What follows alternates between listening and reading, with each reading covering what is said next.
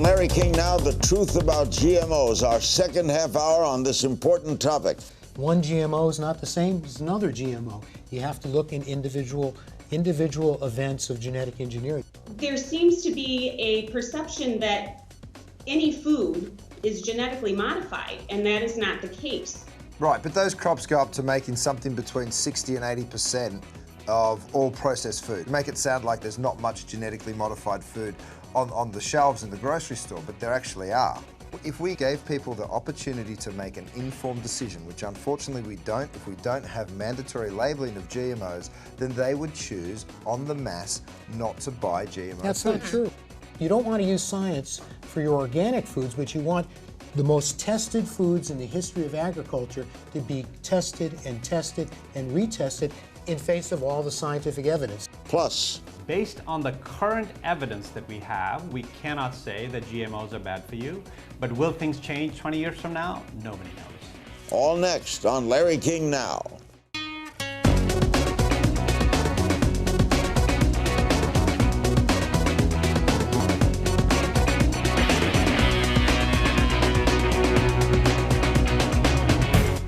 This is part two of a special Larry King Now looking at GMOs. Our panel remaining through both segments are Curtis Stone, the noted chef, Mary Lou Henner, the noted actress and author, Professor Bob Goldberg, the National Academy of Science professor at UCLA, and John Salley, the well-known advocate, TV host, and NBA champion. I understand that Dr. Goldberg has a film he wants to show, a short film. Sure, let's look at a GMO. Notice that on your left, there's a worm that's eating that plant and getting big and juicy and fat, and you can see it crawling around and destroying that plant. Imagine you're in a field in Africa someplace and those caterpillars or worms infesting your crop.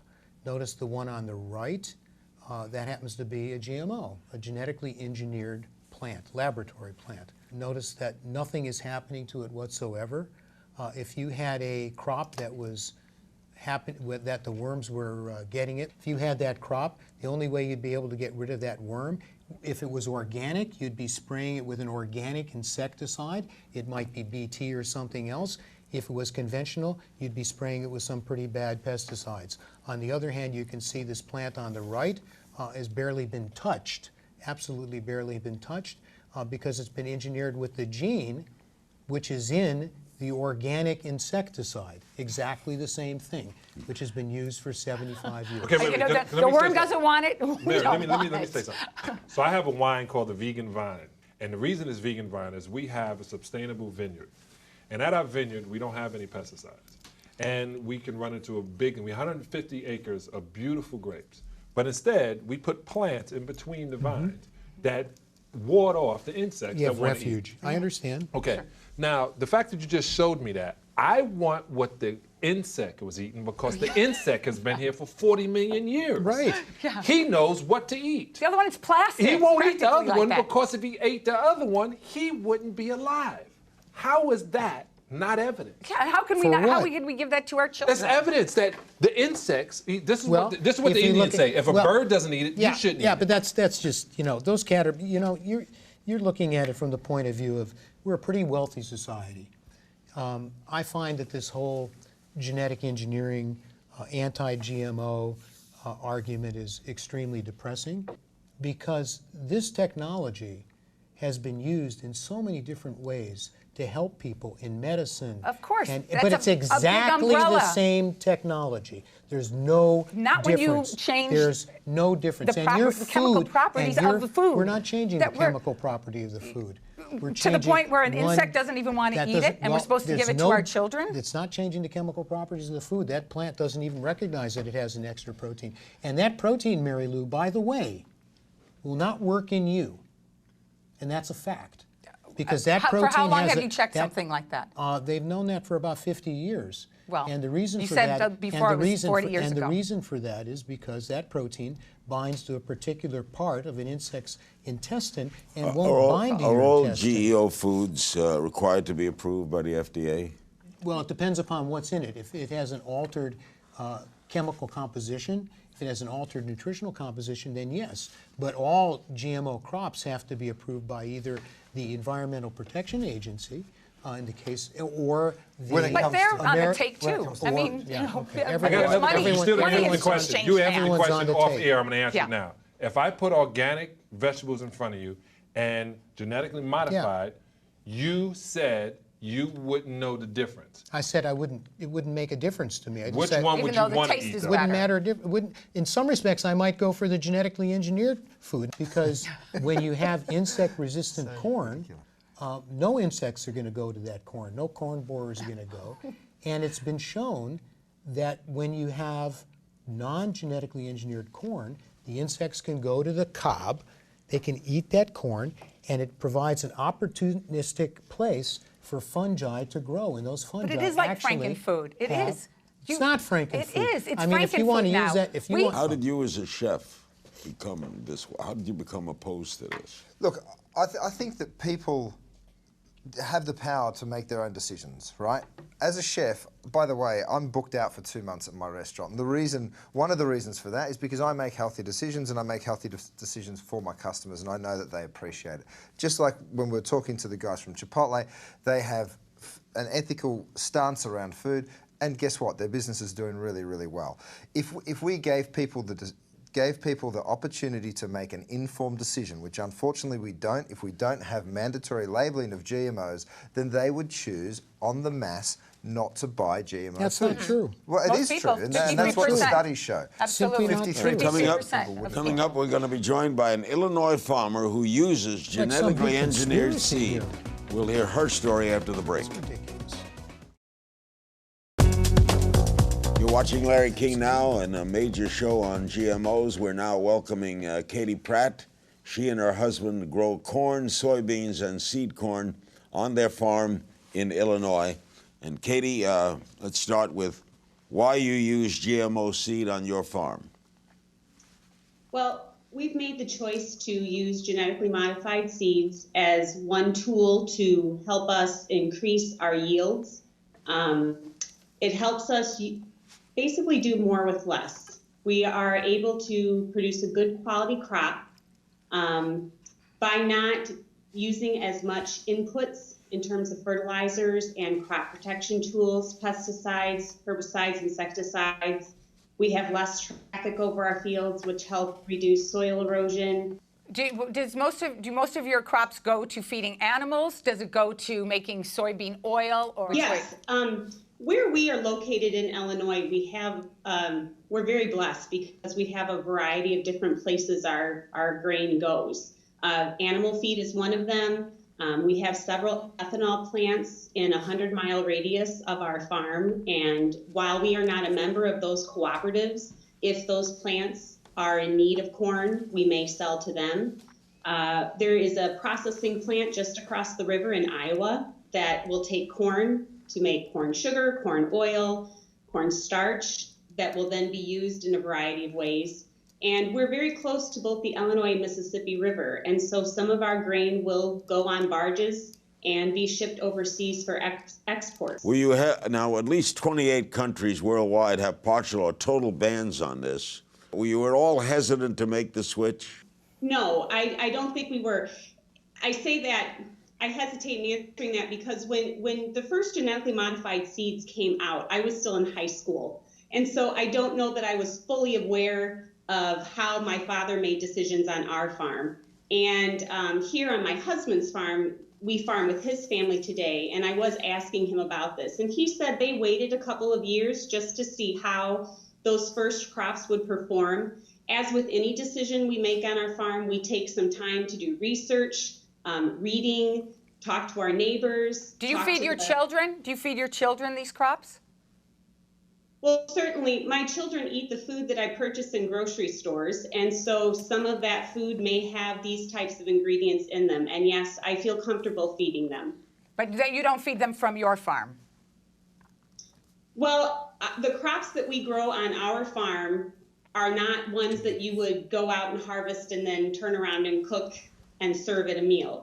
It's field corn. I do garden, and we do raise sweet corn as well. And yes, we freeze that and we eat that throughout the winter, and we eat from our garden in the spring and the summer. And Is I it abide GMO by corn? really trying to get my kids to eat their fruits and vegetables. And is that GMO corn or is that a seed that's organic? In your garden. In your garden. Well, genetically modified seeds are only commercially available for 8 crops. And so no, none of the seeds that are in my garden are genetically modified because they're not available. I find that an interesting juxtaposition, though, that you're a commercial grower and you're growing GMO crops that you know are going to end up in food, but then for your own family, you're growing organic vegetables and you're feeding them something very different. Well, but see, there's the reason why is because there are not genetically modified seed available for tomatoes or potatoes or onions, melons. That is not commercially available. If it was available, as I make decisions on our farm, I take a look at what that quality would be, what would the benefit be of planting that in my garden, and then make that decision accordingly. Katie, you get your seed from Monsanto? Some of our seed, in spite of popular opinion, there are several seed companies that sell seed, Monsanto being one of them. We buy from Pioneer, we buy from seed companies through Syngenta. It behooves us to plant a variety of hybrids on our farm and not just one type. What's your personal opinion on labeling? Well, I think that labeling is very misunderstood. I believe that it should be something that's voluntary. You know, if the general consumer can give the proper definition of what genetic modification is, then great, let's put it on a label. But as is the case recently with General Mills making that decision to offer another choice with their original Cheerios and labeling it as not containing GMO ingredients, which is fine, but there's a disclaimer under that. And I just find that interesting that, so what does that label mean then if we have to have a disclaimer? Well, people can find out what GMO means just from Googling it and trying to understand, go on, you know, they can figure out the laws for organic, what the different types of labeling really means. So it's not a question of, oh, let's not put a label on because people won't know what it is. Well, as is the beginning of our conversation here, the question being asked if I plant genetically modified seed in my garden. And I think that's where this conversation takes the turn, is that there seems to be a perception that any food, the banana, the orange, the grape, whatever it may be, is genetically modified, and that is not the case. There are only 8 crops commercially available in that form. So why not label those? Many of those crops are consumed in the form of ingredients or byproducts and not direct. Right, but those crops go up to making something between 60 and 80% of all processed food, right? We're talking about major crops. We're not talking about niche little crops. You make it sound like there's not much genetically modified food on the shelves in the grocery store, but there actually are. Your processed foods, yes, your processed foods, exactly. Which is what a lot of Americans I would agree with that completely. I mean, I want to make one more, like, really significant point. There's, you know, we turn to science and we turn to professors and studies, as we should, right? And there should be 2 sides to every argument, and you should consider both sides. That's my opinion. We do turn to science, we do turn to food, but there's something else going on within our society right now that you'd have to be blind not to see, whether it's sugar diabetes going through the roof, whether there's 18 million Americans that are now gluten intolerant, whether there's, you know, this astronomical rise in allergens. Now, we turn to doctors and science to tell us, but no one can tell us why that's happening. They can just tell you get Benadryl. Well, They can just send you to get the medicine that they made you sick with in the first place. What does the medical community have to say about the health effects of GMOs? We thank Katie for being with us. Dr. Sono Walia will join us. He's at Cedars. We'll get his take when we return. We now welcome Dr. Sono Walia. He is a physician, medical expert. He currently serves as Chief of Orthopedic Surgery at Cedars-Sinai here in Los Angeles, has been listed as a top doctor by the U.S. News and World Report. The Wall Street Journal referred to him as the Dr. Oz of India. All right, doctor, let's get right to it. Your medical opinion, are GMOs safe? So Larry, there's three different things we think of when we think of GMOs and their health risks. And I'll go over them one by one just to address them. So the first one is something called as a horizontal gene transfer. So one of the concerns is that when you alter foods and you consume them, could those genes go from the consumed food into either bacteria in the gut or into the person eating it themselves? And there's a few steps along the way that make sure that that doesn't happen. Number one, most of the foods that we consume are processed. So in the processing, a lot of these proteins and enzymes are degraded. Secondly, we degrade these products with our saliva and our gastric juices, so that kills them. And thirdly, for them to actually incorporate into either our body or the bacteria, they have to find the right spot to get into. And our body has defense mechanisms against those. So I think the likelihood is pretty low. The second thing we think about is allergies from these products. So maybe you're not allergic to soybean, but if we add something to the soybean, you might get allergic to it. And that's one of the processes that these products have to go through to be tested to make sure that there's no known allergen that we're adding to it. So, there were some instances where we added a Brazil nut into soybean to make it more nutritious, and it ended up being that it was allergic and it was pulled off before it got into the market. And then there was the whole Taco Bell fiasco where some corn that we allowed animals to eat with less strict oversight went into the human consumption. And then finally, toxicity. We worry about, is it toxic to our gut? Is it toxic to our liver? Is it toxic to our pancreas? And there have really been no studies that have been proven to show this. There were some that indicated that it might be, but all of those have been debunked by now. And Larry, the most important thing is that the WHO, the American Medical Association, the Royal Society of Medicine, all have concurred that GMOs are safe to human health. So your conclusion is? We don't have any evidence to show that it is not safe. So But this. how long did you do these studies, and how long can we do these studies to make sure that something like that? Because listen, I'm the perfect testimony that science doesn't know everything. I have a very unusual memory, and years ago there was nothing about it in medical books, science books, or anything else. Now there's a whole new field that's open. So I know that we don't have all of the information. We don't, and there are so many other countries that are against GMOs. My Definitely mother 100% not. Is 90 years old. And she has a garden in the back of her house.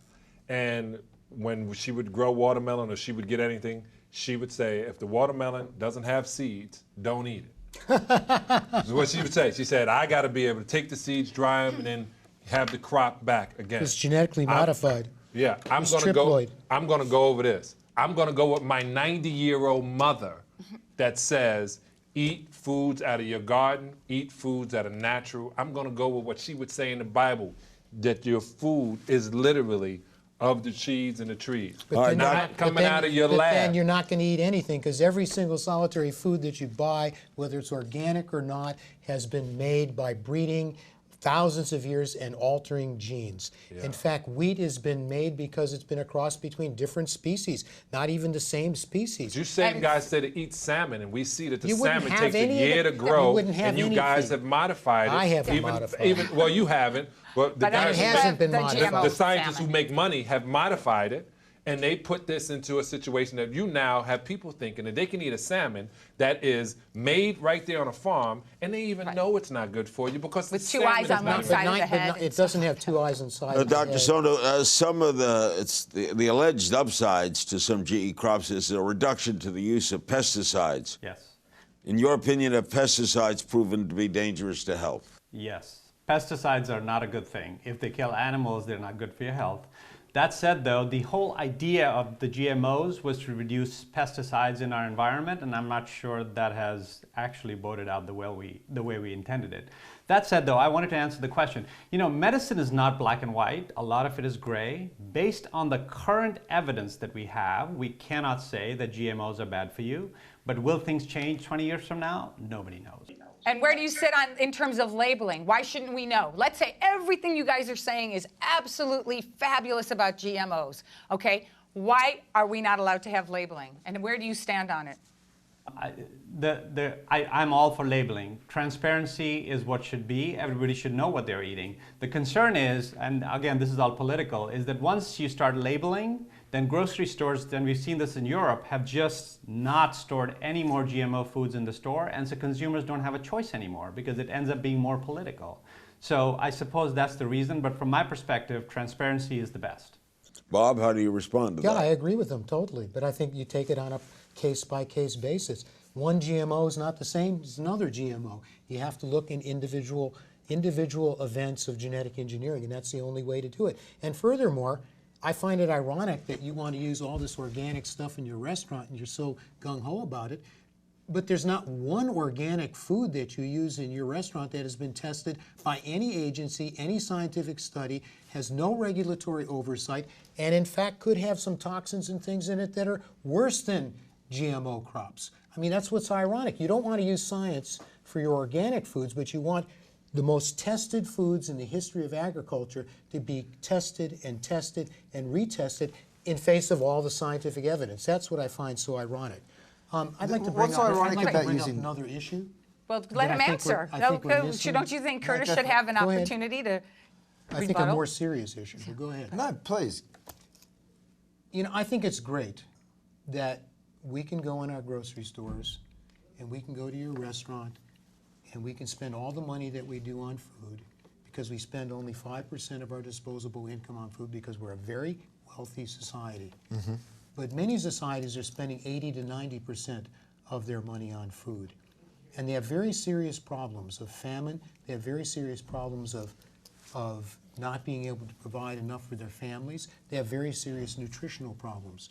And I find it amazing that the campaign against genetically modified plants indirectly has hurt really, literally tens and tens of thousands of people and children because the technology that is here and now and old that exists that can help them is not being used because of this concerted anti-science campaign. Golden rice is an example. But it is being used. No, 80% of it's processed being- food no, in it's not. America It's not being is used, GMO. It's not being used what it needs to be used. It's not being used, for example, The I find it taste is so different. unbelievable that you're so one-eyed because you can't see that there's two sides and you keep talking over me every time I try to speak. We're going to have Yeah, our guys. over and One other thing, Doctor. You think anti-GMO is akin to being anti-science? Well, it depends on what you're trying to achieve. If you're trying to ban it, probably.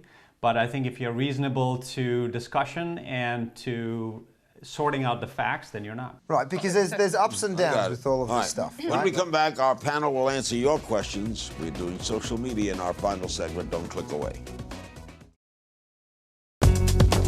We're back with the panel. It's been with us all the way. I imagine no one's mind has been changed by anything said Mine, today. I changed my mind. What'd you change? I agree with myself 110%. Before I was back and forth because maybe I was thinking until I realized I saw that plant That drove be you eaten nuts. properly. We have can't some wait. social media questions. Gary Precoce on Facebook. How do farmers who use genetically modified seed control for cross-pollination? Can GE crops spread to non-GMO crops, thereby contaminating them? Yes. No.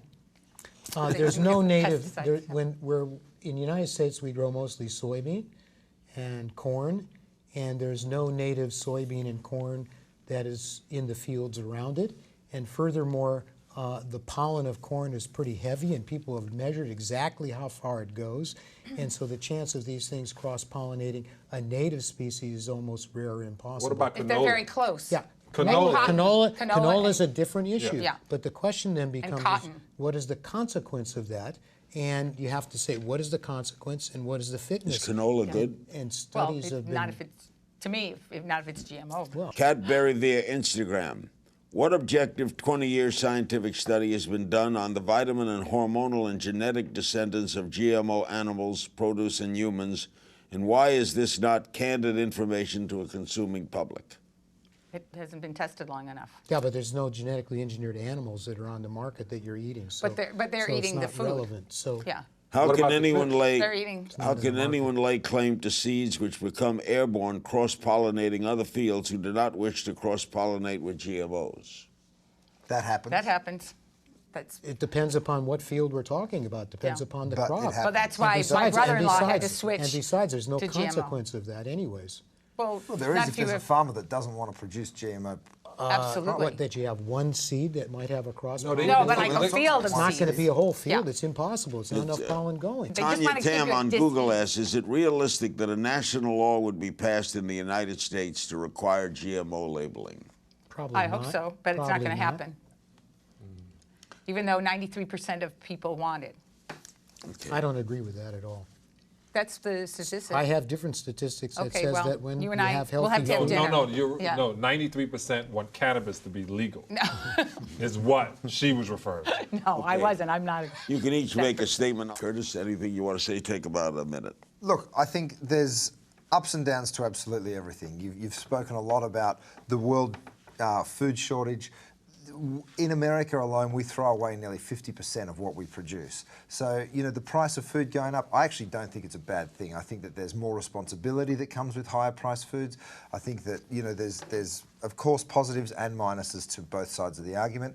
All I state is that we should be given the choice. We absolutely should be given the choice, and the only way you can be given the choice is by being given the information. Mary Lou. Absolutely. I agree that there should be labeling so that people will know if they're choosing GMOs and if they're not choosing GMOs.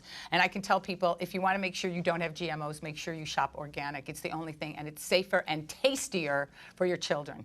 Absolutely. John? Much healthier. I know a guy named Ron Finley who is like he's the gardener in the city. We talk about all these different food zones, dry zones, not being able to feed these kids.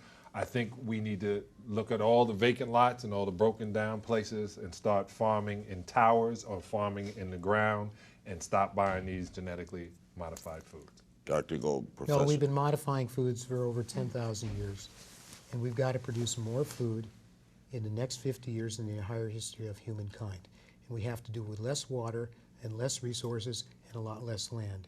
And certainly, genetic engineering is one of the tools in the toolbox, because we're in a revolution of agriculture. Just like the human genome, we're learning about every single solitary gene in every crop and every plant on the face of this earth, and we can use it to make the drought-resistant and the insect-resistant and the pest-resistant crops of the future that are perfectly safe and really will do a lot of good. Thanks to my guests, no mind has been changed on this panel.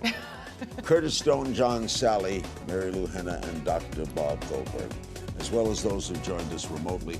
Want to continue with the conversation with you? You can tweet me at King's Things, and I'll see you next time.